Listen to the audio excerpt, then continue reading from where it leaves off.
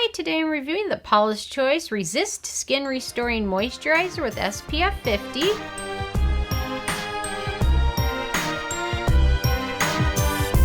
And really quick, I just want to say I purchase all these products with my own money, so you know you can trust my opinion is what I honestly believe. So this is one of Paula's Choice sunscreen. She's got a nice array of them, and I got this one with the Resist set. I think it came with like 8 different products. So I've been using this off and on for the last probably 6 months or so, I want to say.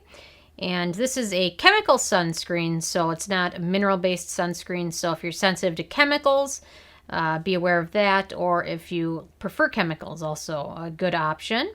So I'm going to let you guys know my thoughts based on my Sarah score scale. And my first criteria is packaging, and they've done a nice job packaging this in an opaque squeeze tube, so it makes it easy to dispense the product as well as protect the good antioxidants from exposure to light and air. So they've done a very nice job with that.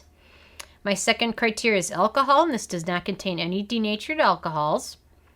My third criteria is fragrance, and like all Paula's Choice products, this is totally fragrance-free. It does have a very, very, very slight hint of that chemical sunscreen scent, but that dissipates almost immediately, so it's not as prevalent as some other products I've tried. My fourth criteria is manufacturing location, and this is made in the US, so definitely no issues there. My fifth criteria is ease of use, and it's very easy to use. You just squeeze out the amount you want and smooth it over your skin, your face. Definitely want to cover your neck and décolleté as well. But it is lightly hydrating, and it kind of leaves your skin with a little bit of a dewy look.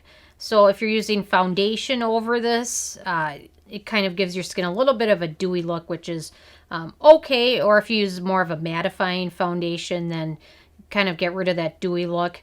This, in my opinion, is kind of made more for those with normal to dry skin. However, I still think if you have oily skin, you might not mind this as long as you use more of a mattifying or a long wear foundation over it. Like I said, it's not overly hydrating like a lot of other sunscreens have that greasy feeling. This doesn't have that at all. So it's very easy to use. It works well over moisturizers and also works well under foundation. There's no pilling or anything like that. So that's a good thing. Very easy to use.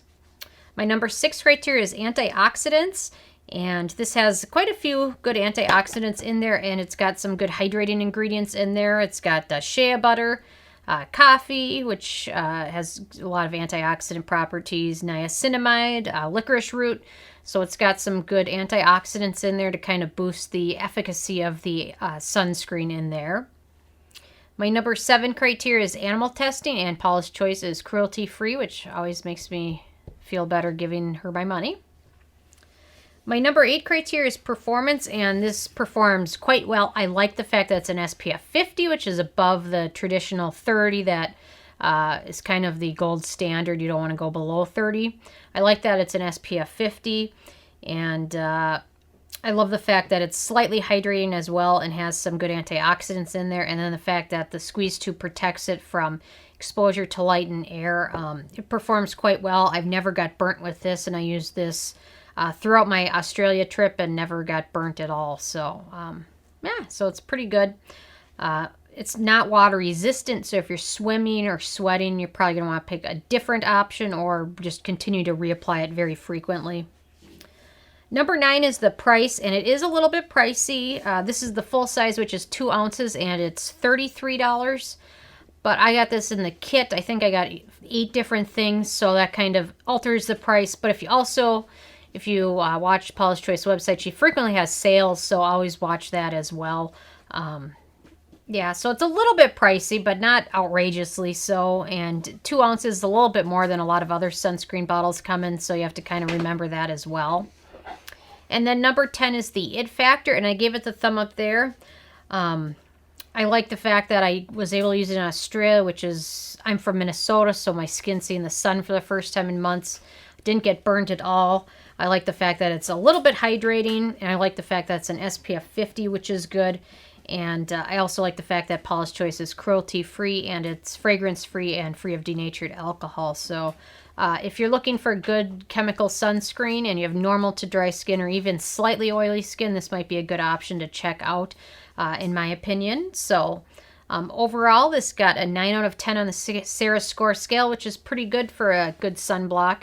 I tend to usually go with mineral, but if I'm going to be out for a long time, I like to bring a chemical one with, just because it's easier to reapply and smooth over the skin easily, versus sometimes the mineral ones can be not the easiest to continually reapply. But this one did a pretty good job and took care of me throughout Australia. So I have to give it a little bit of props there for that. So anyway, I'm interested if you guys have had a chance to try this one out yet or not, or if you've tried any of the other Paula's Choice sunscreens. Which ones have you tried?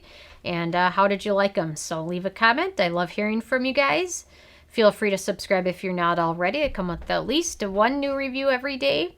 And check out nobsbeauty.net and the Amazon link below if you want to help support the channel. And if you like this review, give it a thumbs up. And if you didn't like it, give it a thumbs down, I guess. So thank you so much, guys.